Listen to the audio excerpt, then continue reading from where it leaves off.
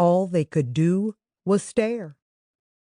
Although the restaurant was mostly illuminated by flickering lanterns, they could still decipher that Mimi was making out with one of Wendell's friends near the bathrooms, a dark and almost secluded part of El Restaurante de la Playa. They groped each other as if they were lathering invisible soap on their bodies, which was apropos since it seemed only the shower of a fire hose could quench their heat. It didn't help that Mimi wore a tan sundress only a few shades darker than her skin tone, or that Chauncey was nearly the same shade. They weren't naked yet, but the melding of their similar complexions suggested that was next. Their mouths smacked, and limbs flailed so much that they fell against a cobblestone wall before disappearing into the men's bathroom. Had this been a year ago, maybe they wouldn't have been so surprised.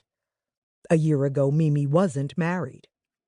And yet there she was, kissing a friend of the groom. They were in Puerto Rico for Senalda and Wendell's wedding.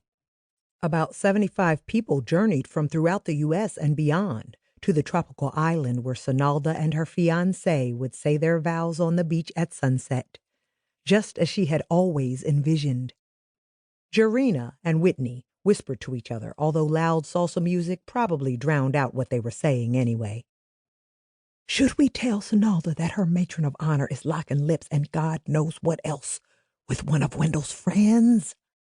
Jarena asked, trying her best not to make eye contact with anyone outside of the two of them, who had witnessed Mimi's makeout session in the open-air beach restaurant. The palm tree-encircled restaurant was the site for the rehearsal dinner that just ended, as well as for the wedding reception the next day. "I just hope that none of the parents or older people saw her," snarled Whitney. She picked up her glass from the table and sipped on sangria. "I mean, her behavior is beyond out of order. We may as well be at a ghetto wedding, the way Mimi is acting." Jarena lifted her glass of non-alcoholic sangria and shook it, causing the fruit at the bottom to rise before eventually descending again like flakes in a snow globe. "How are we going to tell Senalda that her recently married matron of honor is cheating on her husband during her rehearsal dinner without starting a fight?" "One of us has to tell her," Whitney declared, jolting Jarena out of her contemplation.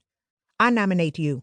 Since you worked in public relations, you can come up with a PC way to tell Mimi she is making an ass of herself."